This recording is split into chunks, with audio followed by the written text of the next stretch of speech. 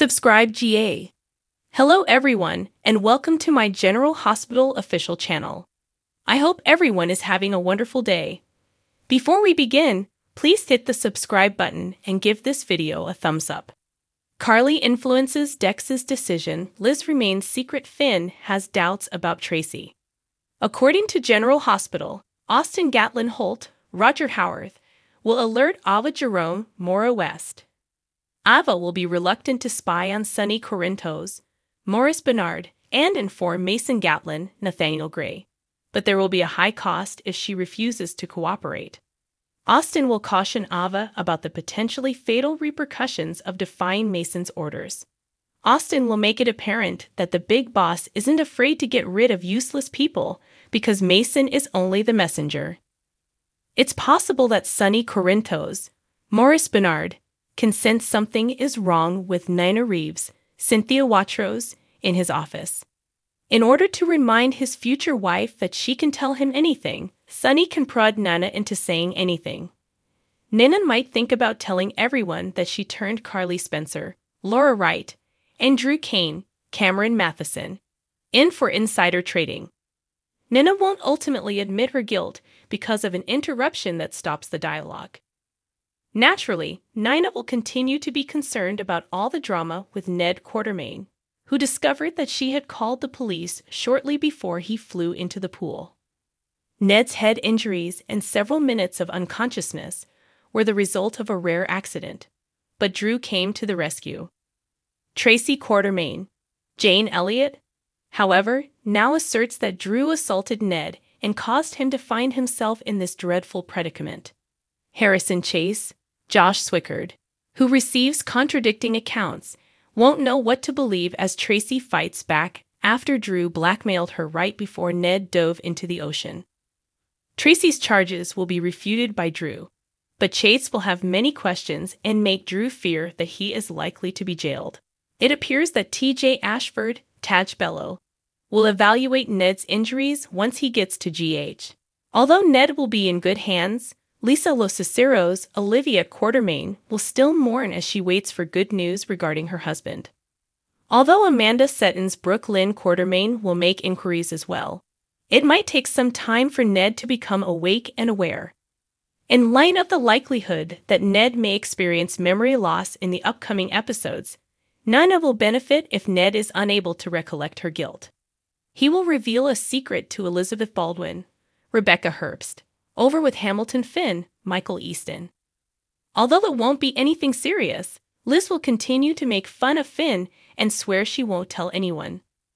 Liz and Finn will have a spark before Finn addresses his concerns about Tracy.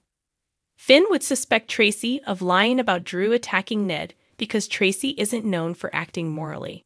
Despite Finn's skepticism over Tracy's account, Carly will exert pressure on Dex Heller, Evan Hofer, to back the plan she put forth to Michael Corinthos, Chad Duell. The idea is for Dex to continue working for Sonny, while also secretly supporting Michael, who will mentor Dex and assist him in guiding Sonny in the right direction, much like Jason Morgan, Steve Burton would have. Carly would believe it's the greatest option, so she can bring up how having two bosses will benefit Dex financially. However, if Dex were to die, he would be unable to spend any money.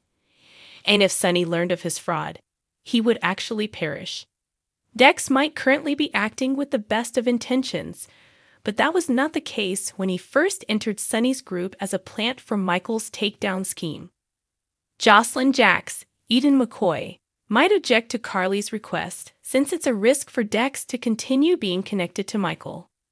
Dex would probably be better off breaking off his relationship with Michael and acting like the ideal mob worker that he previously mentioned.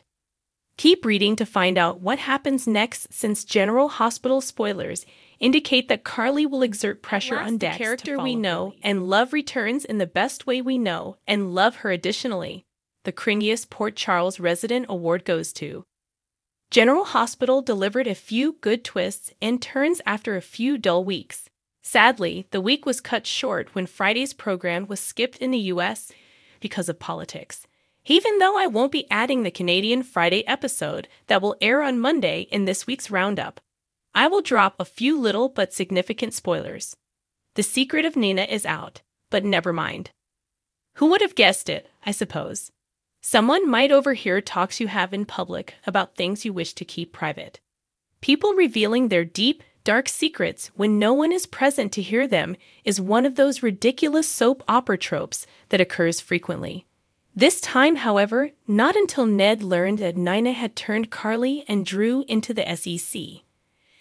Unfortunately, he stumbled and fell into the pool as he skipped and sang his way to tell Drew. Martin, Nina, let's head to the spacious patio where we can have this chat in peace. Closest female friends of soap.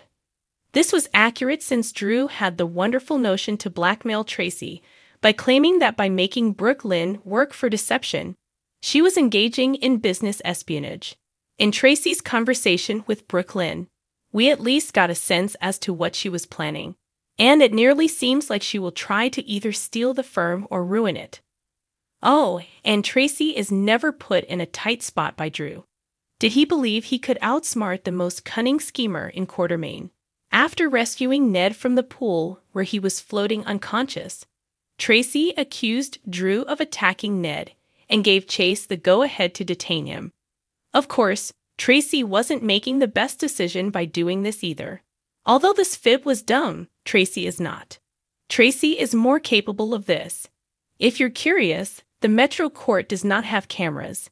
Nina, I hope you saw what occurred. Let's just say that everything will be resolved on Monday's episode. In addition, Nina might be dealing with another issue that she is unaware of. What exactly did you say? Joss and Willow were two of the characters this week that said some of the most absurd things, and I'm sure I'm forgetting something Michael said that might also be included. Start with the most obvious case first, Willow. We had never met the nurse before, but she told Willow that her mother's car has been parked outside of her room around the clock. Who is she referring to when Nina is scurrying about performing damage control, and Carly has been baking brownies nonstop?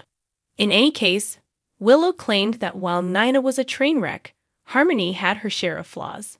Faults? Additionally, she said that although she had forgiven Nina, she still loved and missed Harmony because she was, quote, unforgivable. Maurice Bernard reaches out to a castmate who is having problems. Nina has done terrible things and is now her own worst enemy. But I don't think she coerced her daughter into joining the cult or gave her up to the leader, who also killed her daughter's adoptive father, to have sex with her. Additionally, Nina didn't kill a doctor to protect her secrets. Instead, she attempted to kill Alexis and Carly, who Willow described as the best, in order to prevent Willow from finding out the truth. Those are more pardonable than what Nina has done, so it's a shame she didn't do them all. Watching Willow during that entire show was excruciatingly awful. I nearly anticipated Clara to be enveloped in a heavenly light and announced to Willow, Willow, I'm an angel sent by God, and he wants you to know he loves you. Then came Joss, who at last acknowledged what many of us already knew. Dex is the best. Joss brought up how using the flash drive will also free Dex from Sunny's control in an effort to persuade her mother to use it to put Sunny in jail and save herself. Joss yelled, "You've just condemned Dex," as Carly shattered the flash drive. Dex, not Carly herself, but Dex. Carly literally said, "Oh, relax, Dex is going to be fine, I'll make sure of it," without even blinking an eye. Will Willow have mercy on Nina? Mama's the boss. Nina will now have to make a serious effort to preserve herself, if that is even possible, as she is currently living on borrowed time. And Ned's turn of events is going to make it far more difficult. Many viewers continue to believe that Tracy was the one who first alerted the SEC, as it seems strange that the SEC responded to Nina's anonymous tip within a short period of time. I wouldn't rule Tracy out because she has no love for Carly and has proven time and time again that she will sell Drew out in an instant if necessary. Carly finally gives her kids a vocal reprimand after much too long. Carly, screenshot from ABC, had returned to her previous self, which I had missed. She has been concentrating on protecting her family from her children ruining everything rather than on the Nina drama. Carly did a great job of placing her two children in their proper roles. She shouldn't have to constantly remind Michael that if Sunny is put behind bars, they will all be in danger and they will go through the same ordeal they just did when everyone believed he was dead. But she was forced to, since Michael had been so intent on making Daddy pay that he had failed to see the wider issue. She basically ordered Joss to stop talking about Sunny because she has become into a bitter harpy in his eyes. It was wonderful to watch Carly basically tell her kids that their hatred of Sunny was the reason for their stupid behavior. They can definitely do it if she can get over what Sunny done. Favorite couples are reunited on soap operas. As Jason 2.0, Michael and Dex are now working undercover for Carly to protect Sunny. And wait till Monday to hear what Joss thinks about this. It certainly seems like the writers are laying the groundwork for a future Carson reunion at some point. What with Carly watching out for Sunny and Sunny doing everything he can to protect Carly. According to some, Sunny and Carly may need to get married in order to prevent one another from testifying against the other. Hey, it has already happened. I questioned in my column from the previous week why Drew and Carly hadn't considered getting married for the same reason. Carson undoubtedly has followers, but I'm not sure that getting them back together is the wisest course of action. Repeat after having been there and done that. However, in Carly's situation, practically anything is preferable to Drew. Ashford Robinson family. Curtis and Portia will probably be uncomfortable with Zeke and Jordan's relationship because they had a good time together. All I can say is, let the wriggling begin. Since Jordan admitted to kissing her married ex, it would be fascinating to watch how Zeke responds when he knows who she is. Zeke, I'd like your phone number. Jordan, it's with your sister. Screenshot from ABC. Portia, oh Portia. It's been horrible enough to see her fixated on severing the relationship between Spencer and Trina while ignoring everyone's warnings that this will ultimately backfire. But now she's encouraging amnesiac Esme to leave town so that Spencer would follow in order to get Spencer out of town. Although Portia has no romantic feelings for Esme, it still appears dishonorable for a doctor to use Esme's personal circumstances and medical condition to her benefit. When Trina treats her mother like Kiki, I can't wait. Keep in mind that Ava warned you, and if Portia had any patience, she would realize that Spencer is certain to mess up his relationship with Trina in some way. This week's fabrication of the evidence against Esme by Victor and Spencer's failure to delete it served as the setting for that. Actual soap opera romances. Who is in charge? No, I'm not referring to Tony Danza. Instead, I'm referring to Mason. The plot about Mason extorting money from Austin and Ava is now partially moving to the forefront. But as I hinted in last week's column, the Pikeman deal is finally going full circle, and Mason wants Ava to use her connections to Sunny to find out as much as she can about it. In essence, what we have now is a hillbilly gang trying to play a role in Port Charles. Austin wasn't laughing when Ava made jokes about the evil Wizard of Oz ruler being a redneck hiding behind a curtain. He gave us our first hint that this boss is not someone to be trifled with.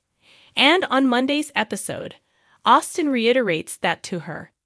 I'm hoping the boss's announcement will completely blow us away and not just be a pointless revelation like it was Selena Wu the whole time. Thanks for watching if you like this video, so please don't forget to subscribe my channel and don't miss any update.